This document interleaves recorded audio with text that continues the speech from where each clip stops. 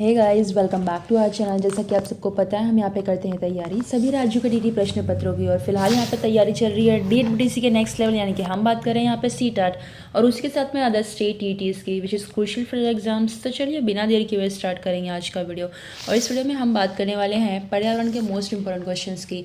इससे पहले की वीडियो में हमने ऑलरेडी 15 क्वेश्चन अपलोड कर दिया है, तो अगर आपने वो नहीं देखा प्लेलिस्ट से जाके आप उसे एक्सप्लोर कर सकते हैं। आइए बात करते हैं यहाँ पे फर्स्ट क्वेश्चन की। तो जो फर्स्ट क्वेश्चन यहाँ पे दिया है कि भाई निम्नलिखित में से कौन सा चांद की सतह की विशेषताओं के बारे में सबसे अच्छा जो है वो एक्सप्लेन करता है या वर्णन करता है। पानी नहीं है या पर्याप्त हवा है या फिर ऊंचे पहाड़ हैं, या फिर चांद पर पानी नहीं है, गहरे गड्ढे हैं, ऊंचे पहाड़ हैं, या फिर हवा नहीं है, गुरुत्व नहीं है और पानी भी नहीं है। हवा नहीं है, गुरुत्व नहीं है या फिर समतल सतह है सिर्फ वहाँ पे। तो देखिए ये बात करते हैं आंसर की यहाँ पे। तो आंसर जो हमारा कहता है कि भाई चांद की सतह पे क्या है, पानी नहीं है भाई। और पानी नहीं होने के साथ साथ क्या है, गहरे गहरे गड्ढे भी हैं और ऊंचे पहाड़ भी वहाँ पे हैं। यानी कि यहाँ पे अगर देखा जाए आपका ऑप्शन बी, तो पानी भी नहीं है, गहरे गड्ढे भी हैं और ऊंचे पहाड़ भी चांद पे हमें मिलते हैं। तो आपका जो बी ऑप्शन है यही जो है वो चांद की सतह की विशेषताओं के बारे में सबसे अच्छा एक्सप्लेन करता है, अच्छा वर्णन करता है। तो बी ऑप्शन आपका यहाँ पे सही हो जाएगा। अगला क्वेश्चन हमारा कहता है कि भाई आरती एक पोस्टर पर एक बीमारी यानी कि डेंगू और जापानी मस्तिष्क ज्वर जो था उसकी रोकथाम से संबंधित कुछ चीज़ें जो है वो सावधानियां बताती है। उस सावधानियों को पढ़ने के बाद देखते हैं इसमें से कौन सा सही होगा। अपने आसपास के पानी को जो है वह जमा ना होने दें, पानी के बर्तनों, कूलरों और टंकियों को जो है वह साफ रखें, स्वयं के बचाव के लिए जाली का प्रयोग करें। जाली इन सेंस कि वो कौन सी वाली जाली, यहाँ पे मच्छरदानी की बात हो रही है, ठीक है। उपरोक्त सभी कथन सत्य हैं। तो देखिए यहाँ पे जो बात की गई है ये डेंगू और जापानी मस्तिष्क ज्वर जो था आपका जापानी इंसेफेलाइटिस जो बीमारी है, यानी कि जापानी मस्तिष्क ज्वर जिसके बारे में हम जानते हैं, इसकी रोकथाम से संबंधित ये जो चीज़ें बताई ये सभी की सभी सही हैं, ठीक है। तो डेंगू और इंसेफेलाइटिस इनसे बचाव के लिए जाली का प्रयोग करना चाहिए, आसपास जो है वो सफाई रखनी चाहिए और पानी को जो है वो इकट्ठा नहीं होने देना चाहिए, whether it is in a cooler और whether it is in your containers and all, ठीक है। तो यहाँ पे आपका जो उपरोक्त सभी है ना, ये कथन आपका बिल्कुल यहाँ पे सही हो जाएगा। बात करते हैं यहाँ पे अगले क्वेश्चन की। तो अगला क्वेश्चन हमारा कहता है कि भाई निम्नलिखित में से कौन से शब्द समूह है जो कि आपस में निकटतम रूप से संबंधित है। लौ मलेरिया, अनीमिया रक्त, या फिर लौ हीमोग्लोबिन, अनीमिया आंवला, या फिर मच्छर डेंगू लौ गुड़, या फिर मच्छर मलेरिया एनीमिया जिसको कि हम कहते हैं रक्त अल्पता। यहाँ पे जो शब्द समूह है आपस में निकटतम रूप से संबंधित है वो है आपका लौह, यानी कि हम बात करें यहाँ पे लौह की, लौह, हीमोग्लोबिन, एनीमिया और आंवला। अब आइए जान लेते हैं कि भाई यही वाला क्यों मैच कर रहा है। तो लौह, हीमोग्लोबिन, एनीमिया और आंवला ये एक समूह के निकटतम रूप है। क्यों? क्योंकि देखिए हीमोग्लोबिन की कमी से क्या है, एनीमिया रोग हो जाता है, और आंवला में जो है आयरन अधिक मात्रा में पाया जाता है जो कि इसके जो है वो फ़ायदेमंद है। मतलब इसको जो है वो हम इनटेक करेंगे तो फिर जो है वो ये प्रॉपरली आपको रिकवर कर देगा। इसलिए आपका जो यहाँ पे क्या हो जाएगा, बी ऑप्शन जो है वो सही हो जाएगा। यानी कि लौ किस में होता है, आंवले में होता है, और हीमोग्लोबिन की कमी कौन सा हो जाता है, कौन सा रोग जो है वो एनीमिया हो जाता है, ठीक है, जैसे कि हम रक्त अल्पता भी कहते हैं। तो यहाँ पे आपका बी ऑप्शन जो था वो शब्द समूह में निकटतम रूप से जो है वो संबंधित है। आइए बात करते हैं अगले क्वेश्चन की। अगला क्वेश्चन हमारा है अभिभावक शिक्षक अंतःक्रियाओं को उपलब्ध कराने का मुख्य उद्देश्य है पुनर्बलन और सुधार के लिए बच्चे की योग्यताओं और कमजोरियों के बारे में चर्चा करना, एक दूसरे के साथ सामाजिक संबंध विकसित करना, एक दूसरे की कमियों को उजागर करना, विद्यालय में हो रहे क्रियाकलापों के बारे में जानकारी को साझा करना। तो देखिए यहाँ पे अभिभावक शिक्षक अंतःक्रियाओं को उपलब्ध कराने का मेन ऑब्जेक्टिव यही होता है कि भाई पुनर्बलन और सुधार के लिए जो बच्चे की योग्यताएं हैं, जो उसकी कैपेसिटीज़ है, जो भी उसकी कमजोरियां हैं, इसके बारे में क्या है डिस्कस करना है, चर्चा करनी है, और जिससे कि शिक्षार्थियों की जो कमजोरियां हैं और उसकी जो योग्यताएं हैं वो किस में कैपेबल है, इसकी जानकारी जो है हमें किससे देना है, पेरेंट्स को देना है, यानी कि अभिभावकों को देना है, और ताकि जो है वो उसमें क्या कर सके, सुधार कर सके। तो यहाँ पे आपका जो पुनर्बलन है, सुधार है, बच्चे की जो भी योग्यताएं हैं और कमजोरियां, इसके बारे में डिस्कस करना, ठीक है। तो मेन ऑब्जेक्टिव यही रहता है कि अभिभावक शिक्षक की जो पेरेंट्स टीचर मीटिंग होती है ना, स्पेशली जो कि बच्चे लोग को इसमें नहीं बुलाते हैं, तो इसमें यही होती है कि भाई उसके बारे में जो डिस्कस करना कि भाई स्टूडेंट के अंदर क्या क्या अच्छी चीज़ें हैं उसको और ज़्यादा कैपेबल बनाया जाए, और क्या क्या उसमें कमजोरियाँ उस पर जो है वो थोड़ा सा लुकआउट किया जाए। बात करते हैं अभी यहाँ पे अगले क्वेश्चन की। अगला क्वेश्चन हमारा कहता है कि भाई ये पढ़ाते समय कि भाई कुछ समय के लिए खाद्य पदार्थों को किस तरीके से हम ताज़ा रख सकते हैं। तो भाई राधा अपनी कक्षा में निम्नलिखित अनेक तरीके की जो है वो परिगणना करती है। अब वो क्या करती है, अब वो एक कटोरी रखती है, कटोरी में जो है वो एक खुले बर्तन को रख देती है जिसमें कि पानी जो है वो ठंडा है, ठीक। अब उसे एक गीले कपड़े में लपेट देती है, या फिर उसे जो है वो धूप में खुला फैला देती है, या फिर उसे जो है छोटे छोटे टुकड़े में काटती है और अंधेरे में रख देती है। अब यहाँ पे चीज़ें बता दी गई हैं, और यहाँ पे अब पूछा गया कि भाई उपयुक्त तकनीक जो बी है यहाँ पे, यानी कि स्पेशली बी वाला, कि उसे जो है वो एक गीले कपड़े में लपेट देती है, ये निम्नलिखित में से किस खाद्य पदार्थ की ओर जो है वह संकेत कर रहा है। प्याज या फिर लहसुन, हरा धनिया, काजू बर्फी या फिर पके हुए चावल। तो देखिए यहाँ पे जो है ये सबसे बेस्ट जो है, हम गीले कपड़े में अगर लपेट के हम अगर हरी धनिया को रख देते हैं तो वो एज इट इज़ जो है वो नेक्स्ट डे के लिए आपका बना रहता है, वो जो कि है ख़राब नहीं होता है। अगर इन केस आप ऐसे ही रख देंगे तो वो नेक्स्ट डे जो है वो इतना यूजेबल नहीं रहता, मतलब रहता है, मतलब थोड़ा सा सूख जाता है, ड्राई हो जाता है। लेकिन आप अगर गीले कपड़े में, सूती गीले कपड़े में अगर लपेट के रखते हैं, that is well and good for the next day also.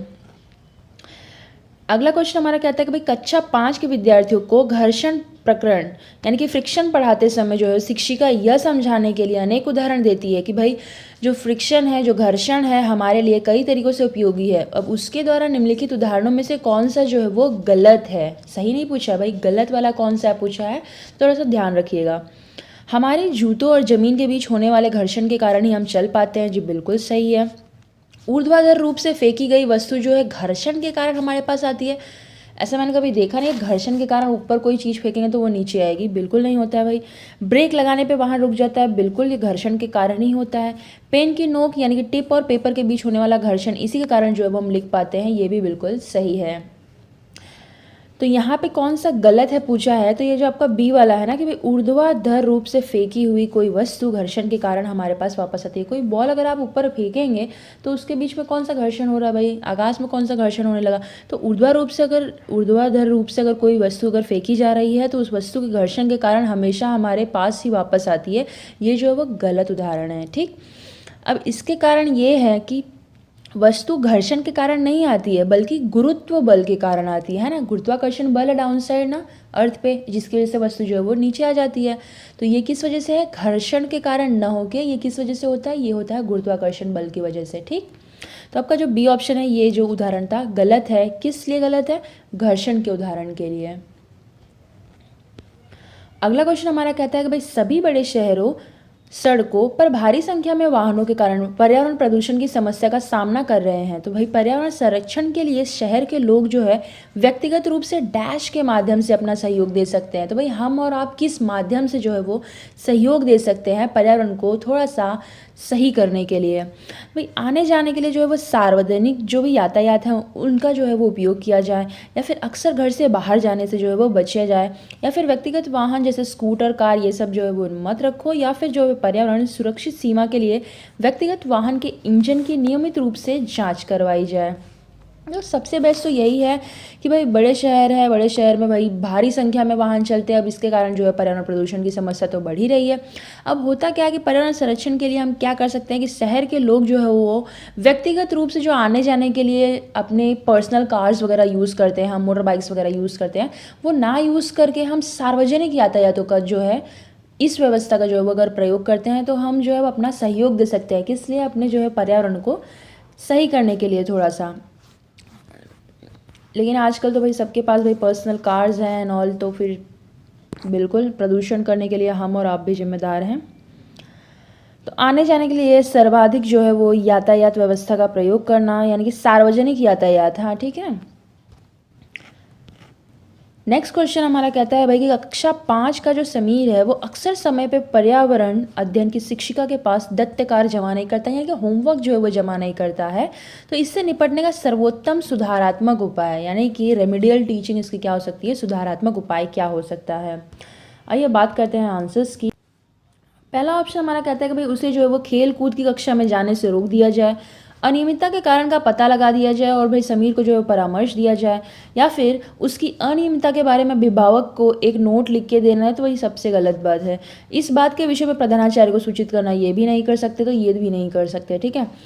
अनियमितता के कारण का पता लगाना और समीर को जो है वो परामर्श देना, या फिर उसे खेल कूद की कक्षा में जाने से रोकना। देखिए सबसे बेस्ट तो यही होगा कि समीर जो है वो अगर टाइम से अपना जो है पर्यावरण का जो है अपना होमवर्क जो है नहीं जमा कर पाता है टीचर के पास, तो उससे निपटने का सबसे बेस्ट यही है कि भाई वो रेगुलर क्यों नहीं है इस चीज़ में, इसका जो है वो पता लगाना। अब इसको पता लगा लेंगे तो फिर क्या करेंगे, उसको पता लगाने के बाद उसको जो है वो हम परामर्श देंगे, जो कि एडवाइस देना टीचर्स का काम ही है। तो भाई बी ऑप्शन भैया अनियमितता का कारण जो इरेगुलरिटी का उसका कारण है उसको पता कर लो और समीर को जो है थोड़ी सी एडवाइस दे दो, ठीक।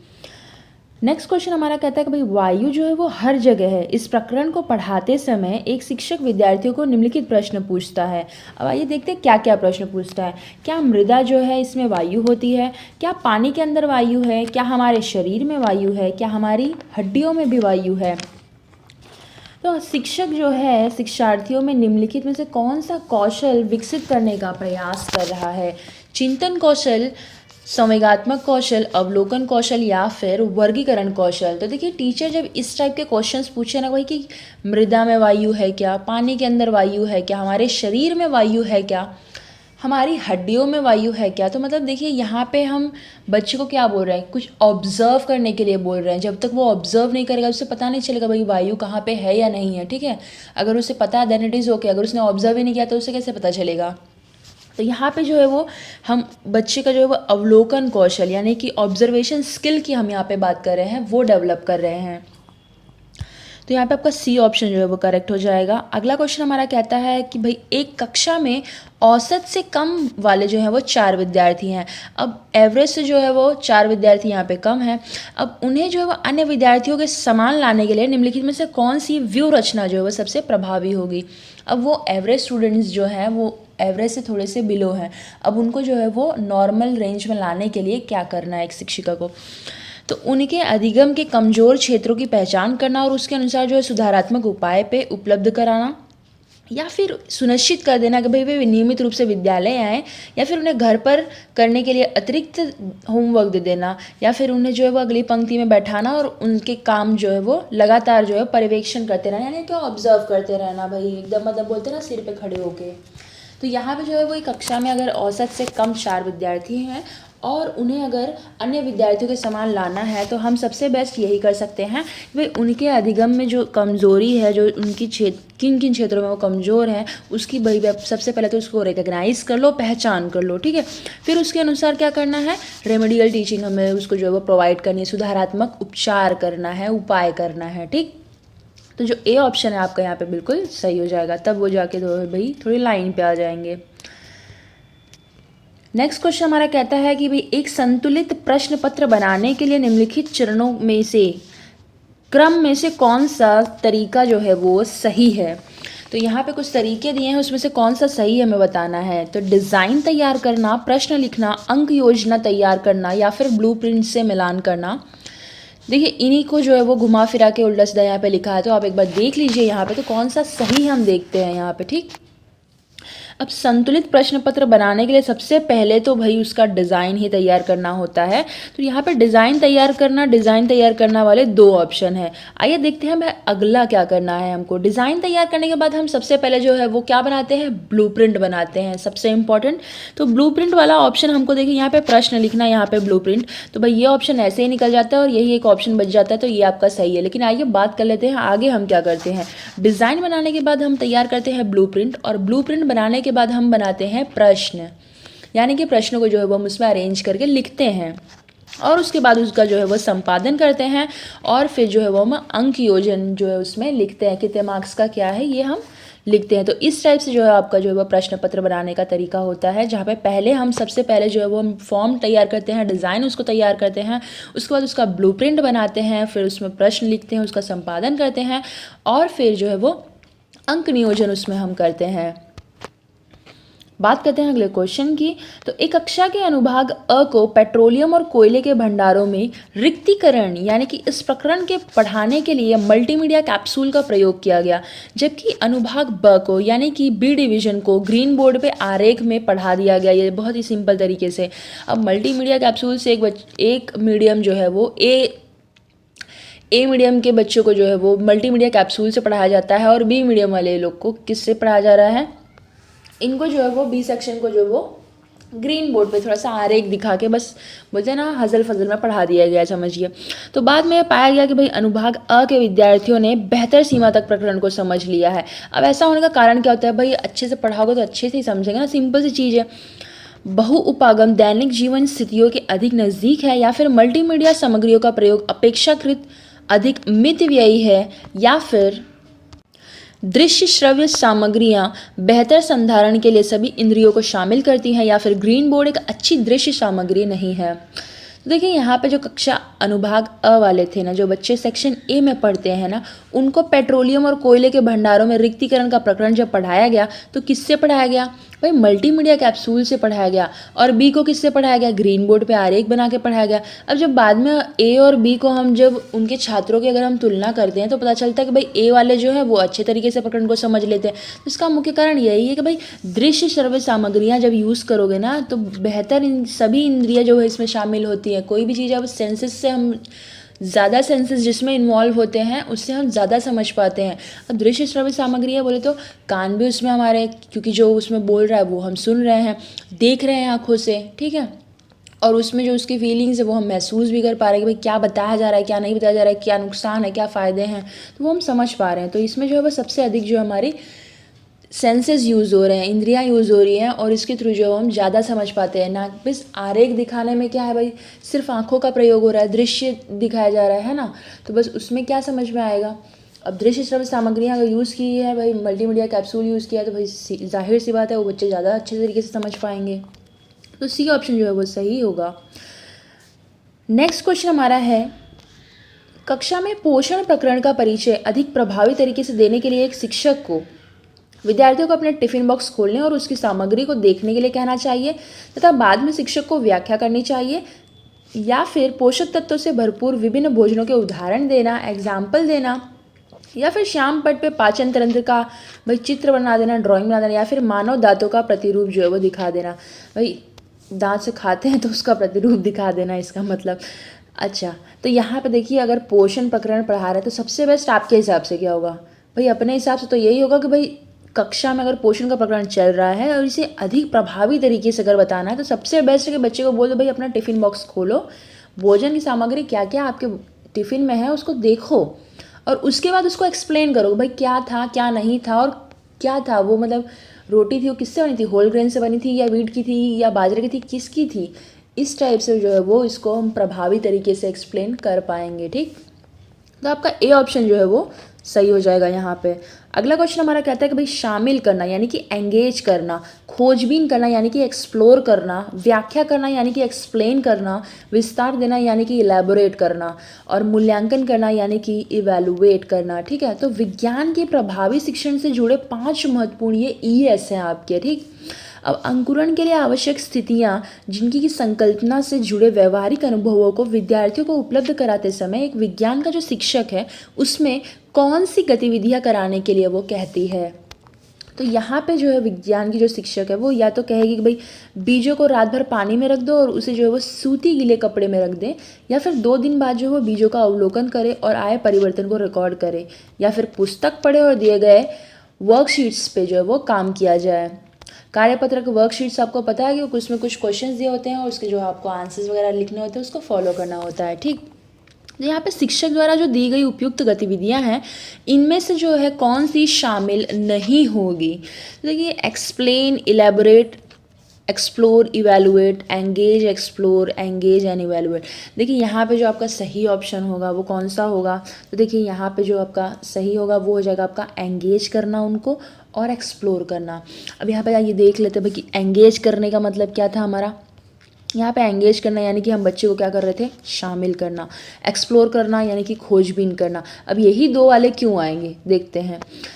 पहले में तो हम बच्चे को एंगेज कर रहे हैं, यानी कि शामिल कर रहे हैं। उससे बच्चे को क्या करना है, बीजों को रात भर पानी में रखना है। वो जब तक उस कार्यक्रम में शामिल नहीं होंगे तो बीज रखेंगे कैसे, कोई दूसरा तो आके रखेगा नहीं। तो हम यहाँ पे बच्चे को जो है एंगेज कर रहे हैं कि भाई सूती गीले कपड़े में फिर उसे रख देना है। तो यहाँ पे बच्चे को हम एंगेज कर दिए, ठीक। नेक्स्ट 2 दिन के बाद जो है बीजों का अवलोकन करना है। अब जब अवलोकन करना है, ऑब्जर्व करना है, तो हम क्या कर रहे हैं, चीज़ों को एक्सप्लोर कर रहे हैं, खोजबीन कर रहे हैं, ठीक। तो इसमें जो आए हुए परिवर्तन है इसको रिकॉर्ड कैसे करेंगे, जब तक उसको हम खोजबीन नहीं करेंगे भाई हुआ क्या है उसमें, है ना। बीज में भाई अंकुरण हुआ भी है या नहीं हुआ है, या गलत तरीके से तो नहीं रख दिया, या फिर खोल के तो नहीं रख दिया, या फिर गीले कपड़े की बजाय भाई सूखे में तो नहीं रख दिया था।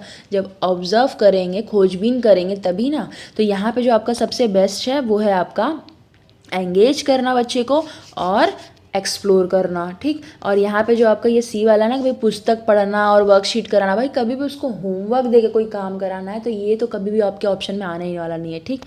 तो यहाँ पे आपका जो है एंगेज और एक्सप्लोर, यानी कि ए और बी वाला जो ये दोनों ऑप्शन थे ये हम बच्चे से कराएंगे, ना कि और कोई, ठीक है। अगला क्वेश्चन हमारा कहता है कि भाई भारत में समृद्ध वनस्पति जात और प्राणी जात के बारे में पढ़ाने के बाद विद्यालय द्वारा प्राथमिक कक्षाओं के विद्यार्थियों को रणथंभौर राष्ट्रीय उद्यान ले जाया जाता है। क्या आपको पता है कि रणथंभौर राष्ट्रीय उद्यान कहाँ पर है? तो आपकी जानकारी के लिए बता दूं कि ये जो है आपका राजस्थान में है। तो इसमें जो है वो डैश में विद्यार्थियों की सहायता करेगा। ये किस में सहायता करेगा भाई, कक्षीय अधिगम की वास्तविक जीवन स्थितियों के साथ जोड़ने में, या फिर पर्यावरण संरक्षण के लिए कौशल के विकास में, या फिर बाहरी भ्रमण में दोस्तों के साथ मजा लेने, या फिर प्रकृति के प्रति सम्मान विकसित करने। तो देखिए यहाँ पे जो कक्षीय अधिगम है इसको हम वास्तविक जीवन की स्थितियों के साथ जोड़ने के लिए हम बच्चे को जो है वो ले जाते हैं फील्ड ट्रिप्स वगैरह पे। तो ये एक टाइप का फील्ड ट्रिप ही है जहाँ पे हम राष्ट्रीय उद्यान में बच्चे को ले गए हैं। तो यहाँ पे बच्चे को हम क्या कर रहे हैं, कक्षीय अधिगम की जो है वो रियल लाइफ से जो है उसकी सिचुएशंस को जोड़ा जा रहा है, ताकि जो बच्चे हैं वो अधिक से अधिक अच्छे तरीके से जो है उसे समझ पाएँ। तो ए ऑप्शन आपका यहाँ पे बिल्कुल सही हो जाएगा। और इस वीडियो में तो बस इतना ही गाइस, मिलते हैं अपने अगले वीडियो में, तब तक के लिए जय हिंद।